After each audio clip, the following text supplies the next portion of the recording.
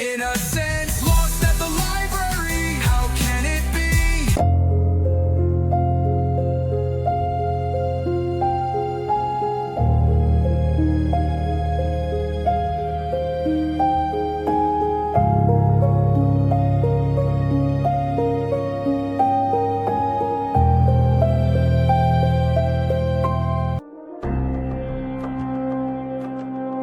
So one of the fascinating things that's been happening over the last 10 years is because of technology, we've been able to see how pornography and sexual addiction affects the brain.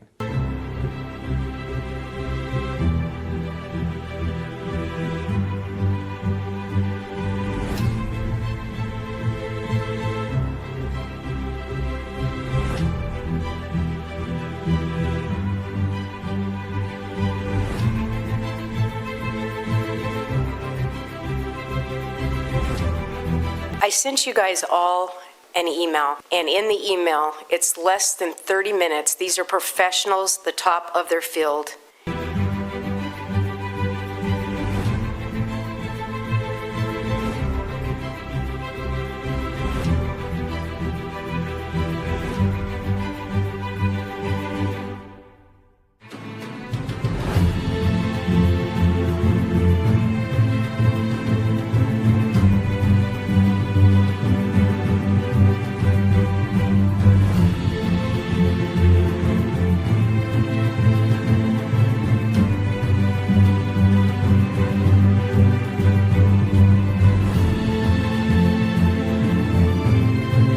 And they're going into details about what they see scientifically now regarding the effects of inappropriate content to children and how it carries over, and they cannot remove that from their mind.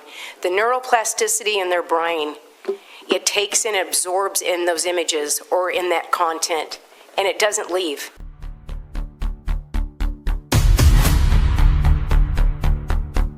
So I'm aware that there are these comprehensive sexuality education programs that are emerging out there that are teaching children to explore, engage in sexual behaviors and activities that are pleasurable and whatever they want to do. That kind of early exposure for children is damaging to their development, to both their social and sexual development, that inhibits their ability to have healthy sexual, emotional relationships later on in life. But children aren't in a capacity to make informed long-term decisions about that. Again, we're learning much more about the brain. Children's brains are very uniquely unadapted to that.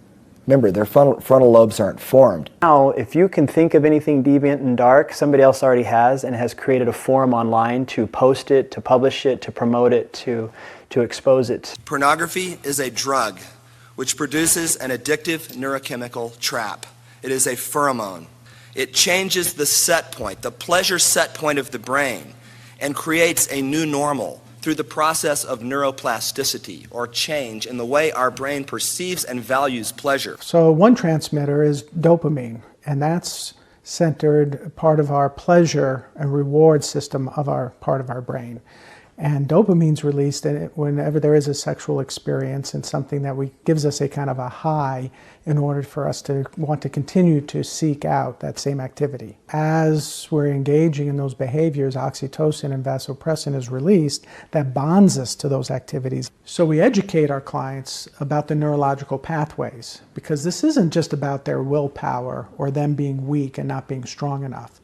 It's about the things that are going on in their brain. These are not people who are going out looking for that. They're people who are coming across it innocently. So where they may have started off with some very basic pornographic images, it has a tendency to escalate, looking to hook up with anonymous individuals online. Progression from nudity to hardcore sexual acts, child porn. What the brain is really searching for is something new. Novelty, change. Pornography capitalizes on that. It can extend to various things. Not everybody falls into all those categories, but each one of them falls into some category where it continues to escalate. Very rarely have I seen somebody who started with pornography and it just stayed basic pornography. When sexual freedom is the priority, when people are encouraged to begin sexual activity at an early age, to explore and to experiment with different partners, then sexual health suffers. There's no stop valve. It's Experience all the sex you want. If it were a cake, it would be eating a chocolate cake at every meal. Infection, cancer, infertility, unwanted pregnancy. It is primarily girls and women who suffer the consequences of early sexual activity and multiple partners. That's not sexist. That's biology.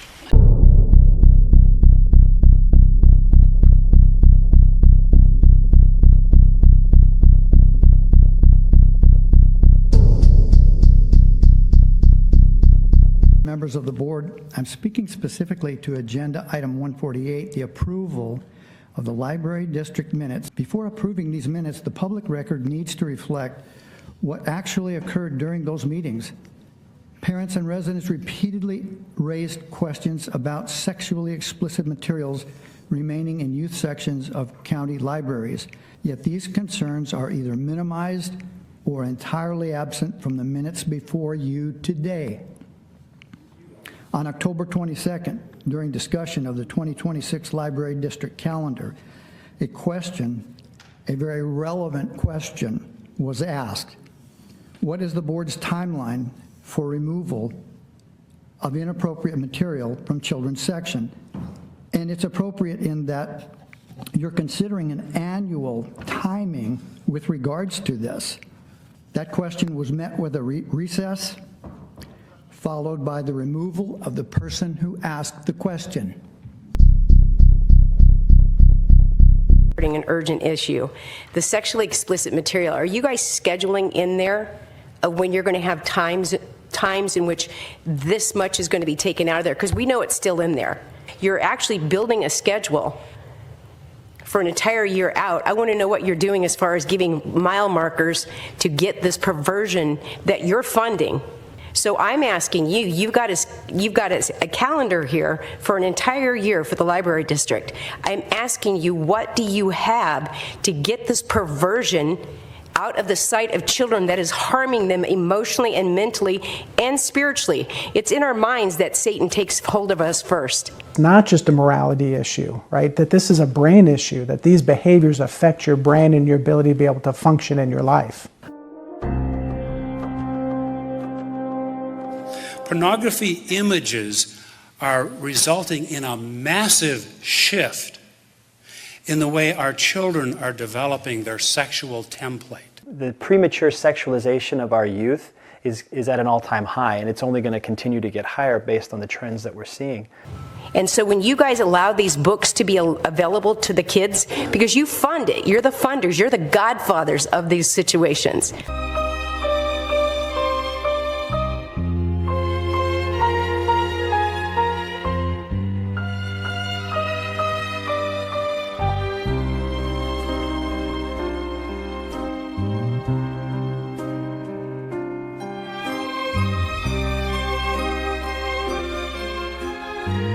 When we got children that are actually being affected by perversion or inappropriate content, you're the funders of it. So I'm asking you, you've got a schedule here. What is your schedule to get this garbage out of the sight of children? Mr. Chair. Supervisor Stewart. Thank you. And Leslie, thank you for continuing to bring this forward. Just to clarify, when I communicated that it was taken care of, our objective was to move the books from the juvenile section to a section more appropriate for adults.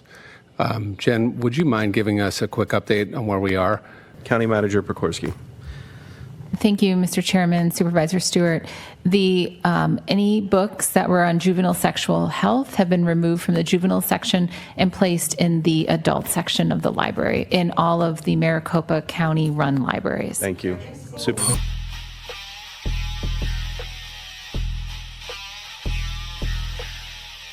On record today. Have a seat. Have a seat.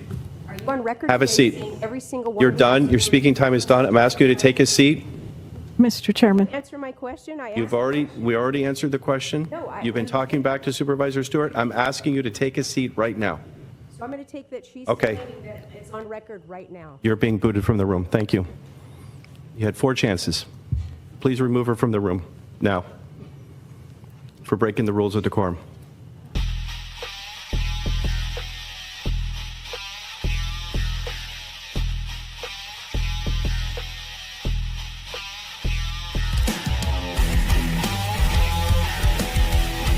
because we did go to the libraries in December and we went in May. And I can't emphasize enough how sweet the people are that work there, how professional they are.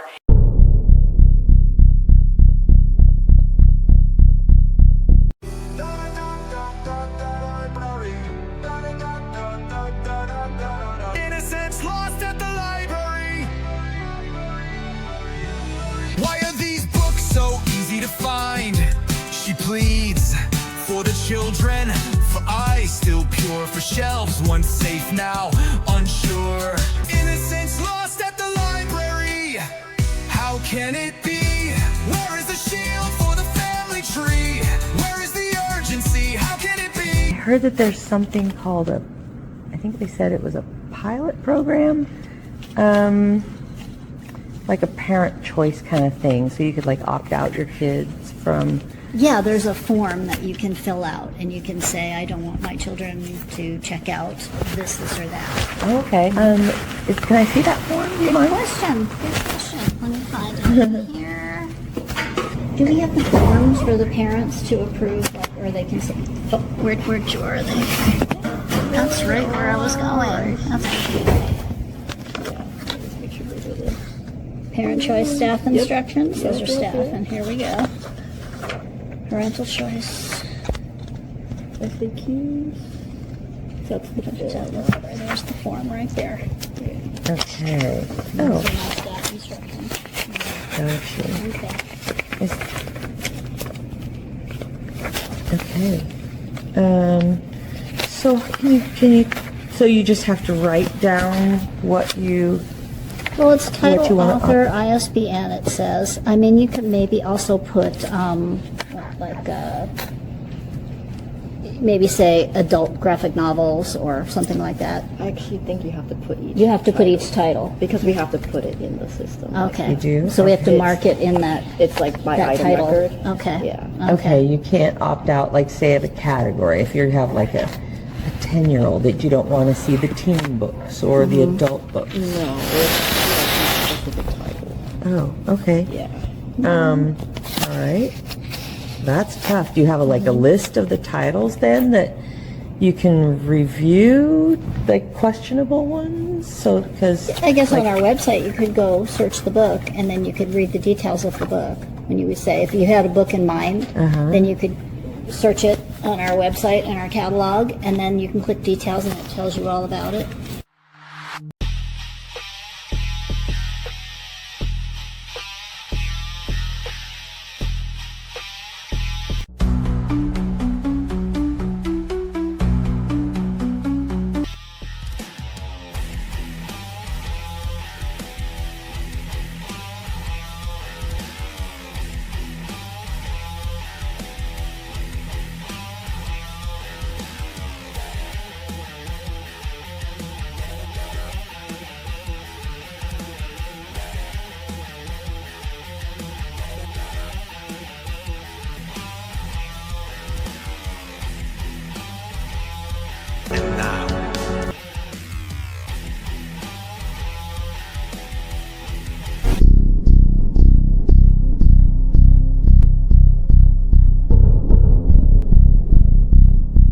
Books that I got from the Fountain Hills County Library. You know, the first one is, this book is gay. It's not about being gay. This is the part where people get it misunderstood. This is a book in the minors department, which means somebody under 18. Pages 202 to 208 are very, very specific. I've read them and embarrassed myself reading them in here. Some books that are in the county library. These are kid-friendly books. See how cute they look? They're like that for a reason, because it does draw them to it. I want to read page 200 on, this is how to have, it says boy on boy sex.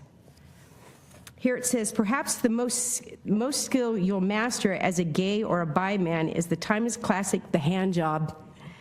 The good news is that you can practice it on yourself. The bad news is each guy has become very used to his own way of getting himself off.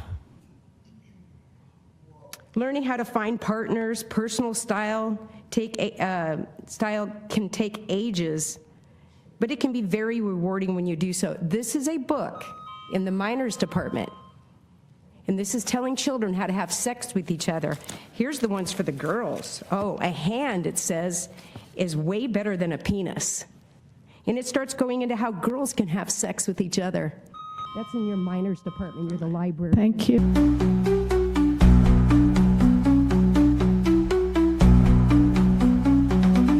These things are like blatant. They sit here and it says how to have boy-on-boy sex. Different positions you can get in. Oh, it says here the sensitive areas, you're being kissed and they can be licked. These are things that you've allowed to be in the public.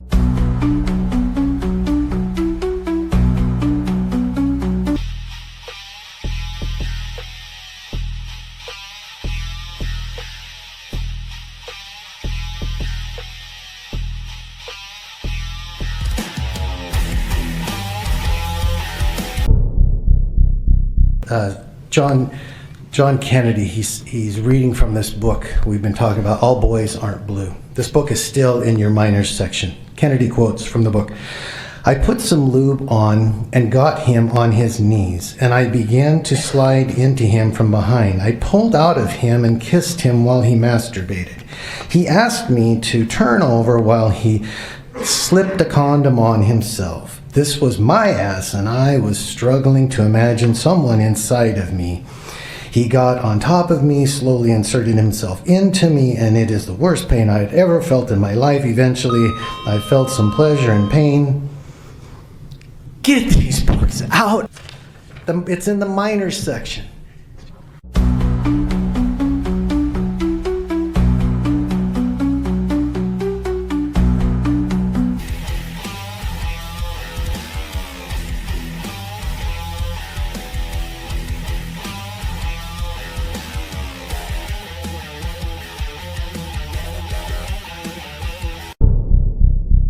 Same thing, it's perfectly normal.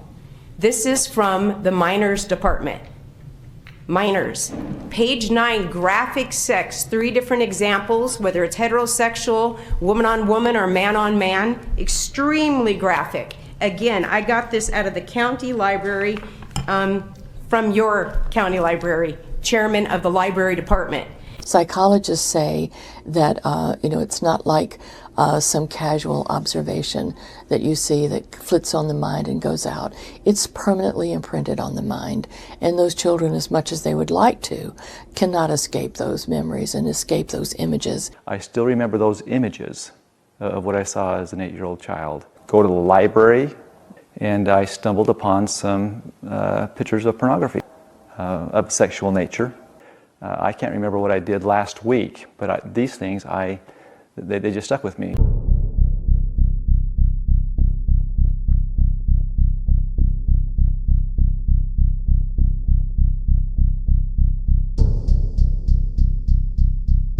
I am reading a book from the Fountain Hills Library, your library. I see your indignance and your determination for law actions, yet you're not doing it for the protection of children. So here it says, in the section that tells children how to have boy-on-boy or girl-on-girl sex, it says, unlike the vagina, the anus does not lubricate itself. You need lube if you're going to attempt anal. This is for 2 reasons. 1, anal sex hurts. The anus does not have the capacity to stretch in the same way a vagina does. This means it's a tight hole, which feels nice for the top, but it also means it's very uncomfortable for the bottom. This is why lots of men don't like being at the bottom.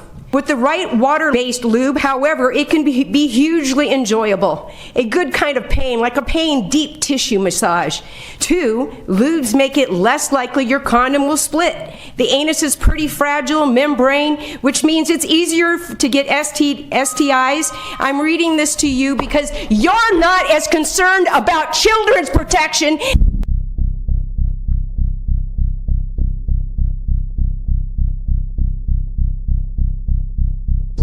Madam Chair, you warned us to not be profane. This was very profane. And I'm not talking about library books.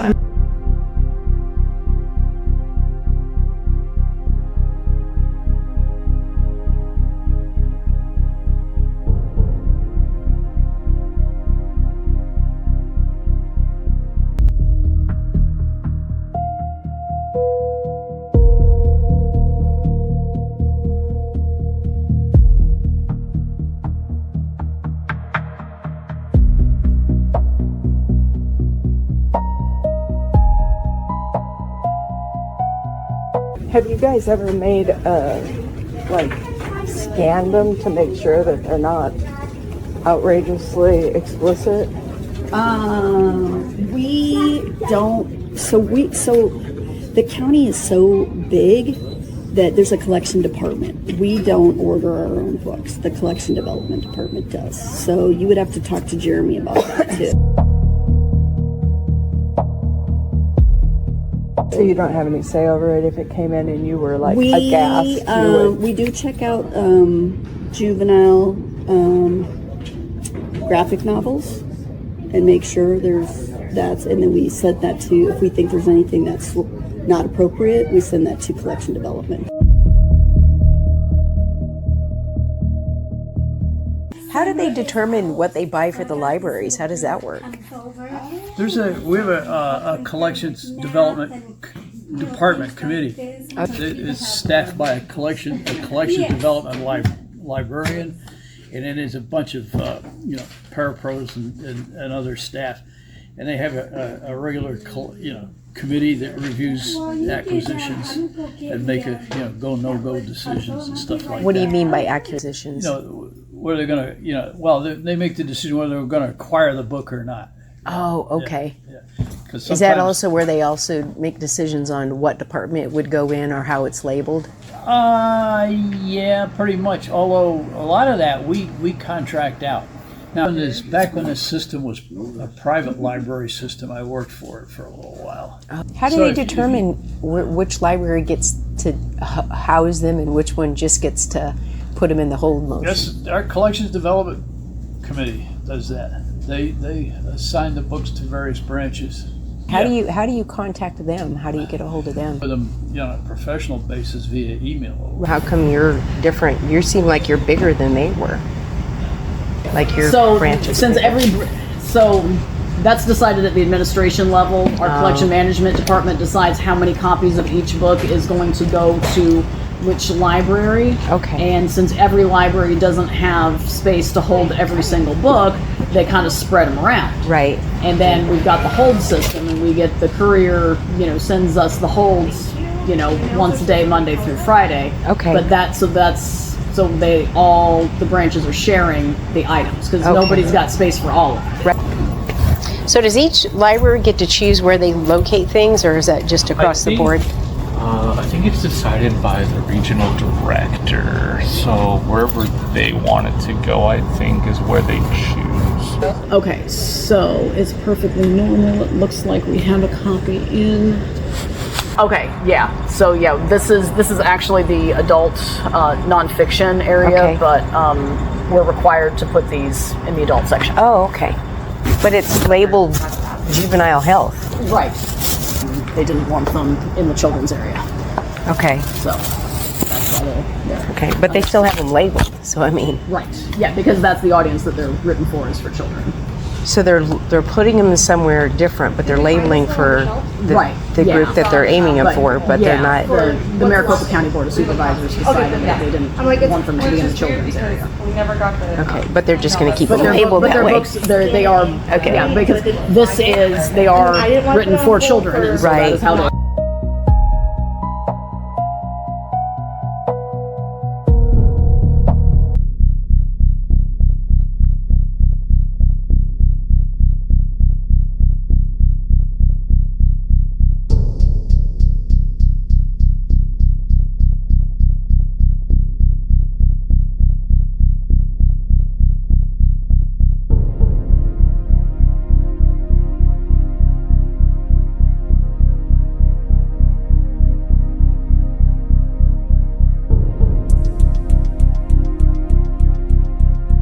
Separate section altogether. So it's perfectly normal as a child's book, but in a separate section? So it's not a juvenile health? It is a juvenile book. So what do they consider the age group of juvenile? How do they have that categorized, do you know? Some of it is reading levels, because we have the kids, and there's different variations in the kids. I mean, we have readers, we have picture books, we have fiction, we have nonfiction. So there's varying degrees. Do you happen to know where they cut off the age groups for the I don't exactly. Have you talked to Jeremy Reeder? He's our director. He's who I would. Let me give you his card. Sure. Because he would like us to just refer questions like this to him.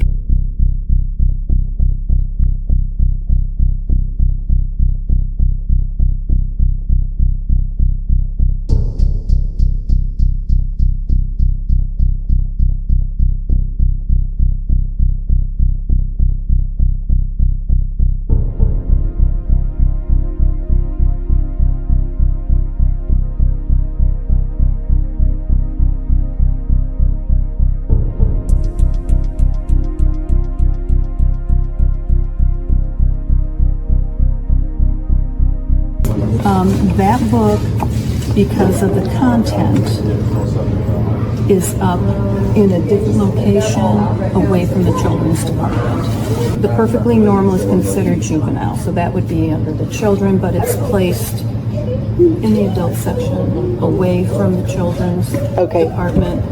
It's Perfectly Normal is a juvenile health sex book. Juvenile health. That one, the location of those have been moved, so like health textbooks for juveniles are now located on the shelf over there in the adult section. It's like there's like a little card on it. Oh, okay. All right. We do have some of her health books. They're all going to be in the juvenile health sex section. Okay. But that's actually over in the adult section. It's perfectly normal. Oh, in the health section. Okay. Isn't it labeled for juniors? Yes, which we have in the adult section. We do usually have a copy if it's perfectly normal, but it's currently checked out. And Okay. the Juve Health will be where the It's Perfectly Normal is. Oh, I can okay. show you where that is because we had to move it. Okay. We had some people complain about its location, so we had to shift it into the adult section. Okay. So when you said you had to move it, where were they before that they didn't like it? In the Juve nonfiction section. And then the other one, it's perfectly normal. So that second one, I think we have a section. It's juvenile health sex. Juvenile health sex? Yeah. Yeah. So it should be over here somewhere. Oh, there it is. But with the teens. Is that new or has that always been like that? It's been fairly new. We did have a few complaints about having those books easily accessible to kids, so we did have to move them over to the adult section. That's probably because of the content. Yes. It's actually It's the tricky one because it's going to be not in the juvenile section. So it's listed under the juveniles, but not in the juvenile section. Yes, it probably is going to be over here. And what was it? It's perfectly normal. There it is right there. Aha! Let's get a little visual. And this is where it's found. It's perfectly normal, which is the teen section, juvenile health sex.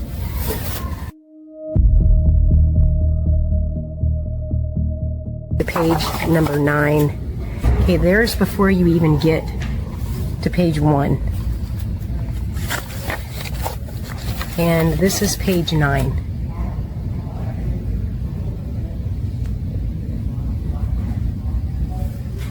Making love, sexual intercourse. Juveniles are minors. One of our juvenile health sex books, and because it is a book that discusses, like it's perfectly normal, changing bodies, growing up, sex and sexual health, Right. correct? But because it is talking about developing bodies and everything, we do actually have it in the adult health collection. It's it just is labeled for pulled in minors. separate- Yeah, it is a juvenile. It is specifically for that age, when they're going through puberty and everything. But we have those items specifically related to health, sex health, in our adult collection, even though it is a juvenile item. I had heard something about a pilot program. Is that they've been moved because of the pilot program? Yes. Okay.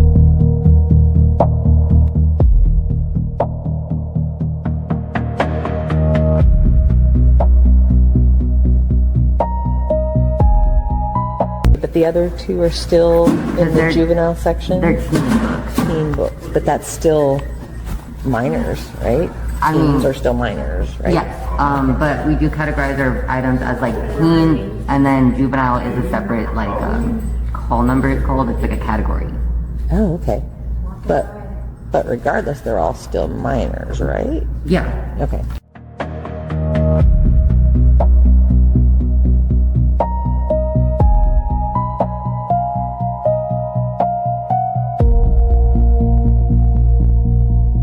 Now, this is the main call center, right, for all of them? Yes, this is the main number for all 14 of our county branches. You're just one big network. Everything that's in one should be the same in the other?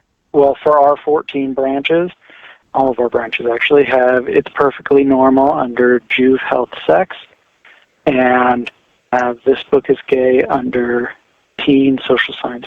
Where would I find it? Well, they're kind of different categories. So this one that you just asked for, the All Boys Aren't Blue, that one's going to be a teen biography. Teen biography. So in the teen section, nonfiction section. Do you have All Boys Aren't Blue? You should have it. So where are we going now? The teen All Boys Aren't Blue. You had in stock. Yeah. Can you direct me to where I can find that? This is going to be in the biography. All Boys Aren't Blue. So it's just going to be in the bio section. So it's going to be right past these hold shelves, and then you're going to go past the audiobooks into the biographies. Okay. And it's just going to be, it's going to say teen on it. And this is the biography area. And this is where I found that. And this is All Boys Aren't Blue. And again, that's in the teen bio. And what about All Boys Are Not Blue? It is classified as a teen biography. All Boys Aren't Blue? Bio, it's just a bio, being a teen bio. Just select where is it, and it'll see if we have a copy of it on our shelves right now. It looks like we do not. If you had a copy of this, if we did, it would be in the teen. This one is Teen Bio Johnson George. Yeah, it's in the teen bio section. Kind of looks like It's Perfectly Normal. That type would be over here. Oh, this is where I would find it. Yeah. Okay. We had to Okay. separate them because of the topic. Separate them from the other. Okay. Is that like, are the teens allowed to? All the teens are allowed to check them out. Anything you want? Okay, that's where that was. This book isn't gay. That is also a teen nonfiction book. We have, this book is gay. I don't know if we have, let me see, do we have it here? We do. Okay. We have me. What sections are they in? So it's in the teen section. Yeah. This book is gay. Where would we find that? That one would normally be with our social science books. Our teen books are also mixed in with our adult books. The teen books are. Okay. So this whole section right here is the adult section? It is, yeah. So like the nonfiction is all adult. This room here. Teens is going to be mixed.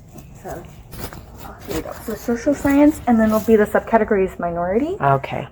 It would normally, if we had a copy, it would be under like the teen books. Mixed in. Okay. Okay, so here we are. And so this is considered the adult section. And this is where they put it. It's still labeled juvenile health. Looking for the, this book is gay. And this is where it normally would be in the teen fiction sci-fi. Oh, there it is right here. Okay. And so this is where we found This Book is Gay, teen nonfiction. Teen nonfiction. Well, what section is this? This is the adult nonfiction section. Okay. We have our teen and adult interfiled, the nonfiction, because we just ran out of room in our teen section, so the teen nonfiction is interfiled. Okay. Nothing else has been moved. Then in this section right here for the teen do they have also that? No, and we haven't been instructed to do that for teen. So then if I've opted, like my grandson, out of anything, or my family, how does that work? Like, how does that work then? If he comes in and logs on to something, it would probably stop him from checking that book out, because I believe you're going to put on library card and that other information. Yeah. So it would be marked on his library card that whatever that title was with that barcode he could not have. Okay, so it can't check it out. Mm-hmm. But if he's here and it's in there and he pulls it up, he could access it in the library. Yeah. I heard they also have what's called a pilot program. Are you familiar with this pilot program they're talking about for the kids? Are they talking about the parental choice? Is that maybe that's what it is. Yeah. About? Yeah, that's available at all the Maricopa County libraries. It's basically parents can give a list of titles that they don't want their children to be able to check out, and we can make a note of that so that the children can check it out. Are they able to still go and look at them and know? We don't have they can see whatever's on the shelves, but as far as it being visible, everything is open. Yeah, I have a little kids section here, and everything that's available to people or available to everybody. Only restrictions are when you check out. Pilot program. I only know what our district is. Just any of the section explicit books, the Board of Supervisors said that they were going to have them all moved into a section that children couldn't get. Right, so come on over here, I'll show you where we moved them. So they're all right here. So this is all it, non-checking, sexual health. Okay. And then there's that's all age groups, right? We were told just youth. That's you would have to talk to Jeremy, our director. But that's what we've been told is youth. Okay. Juvenile. So anything that is considered teen is still on the shelf. That's what we've been told. I just do what I'm told.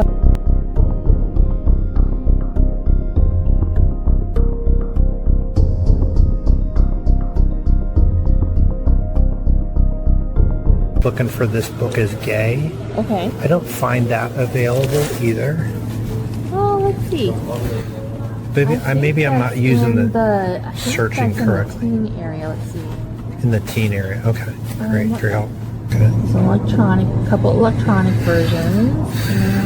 So the book is available digitally on Libby. Use the downloadable services because obviously they could download from there. So as far as checking these books out over the internet, do they do anything that checks people's ages to make sure that little kids can't check it out with their... Yeah, I don't think we really have any online blocks or anything. As the governing library district board, I respectfully ask. Question 1. When was the last time the library district board evaluated whether the current classification and labeling policies continue to reflect the objectives of the library district? Second question, if policy changes become appropriate during the next 5 years, what process exists for this board to review and consider those changes?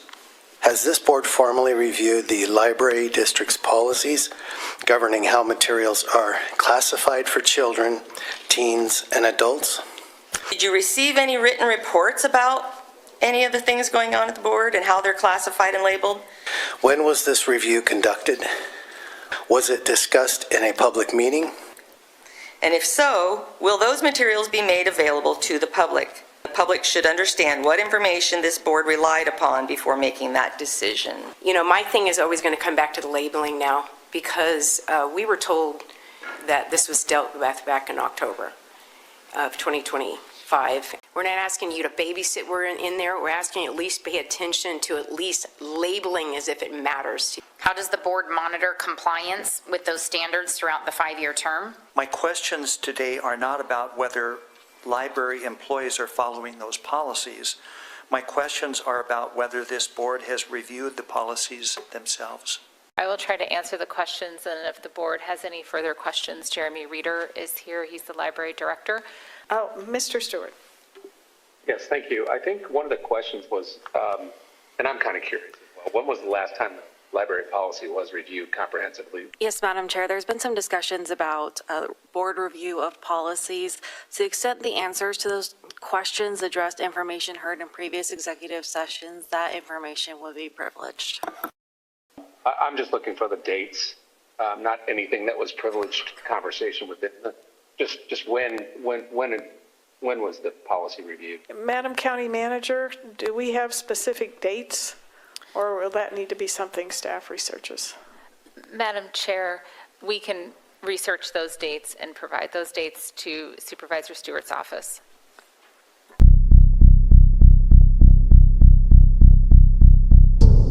October 22nd of 2025, it was asked about what you guys were doing to get the inappropriate content out of the minors department. And then it was deferred over to the county manager, who said that it's been moved over to the adult sections, or at least the juvenile health. They are still labeled for minors. So shame on you for gaslighting and telling people that it's taken care of, because it's not. Because I've seen it, and you're still targeting minors with some of those books. Because you're going to be held accountable for it. You guys, again, I'm going to say it, you're the godfathers of this. Solutions are not complicated. Correct the perversion. It's starting to look like you're part of the perversion because it's going on so long. It's wrong. Maybe pray tonight. It's like, God. Father in heaven, we are so grateful for this day and for this opportunity that we have to participate in this civic opportunity. We are grateful for those that are here, those that serve, and those that are utilizing their citizenship.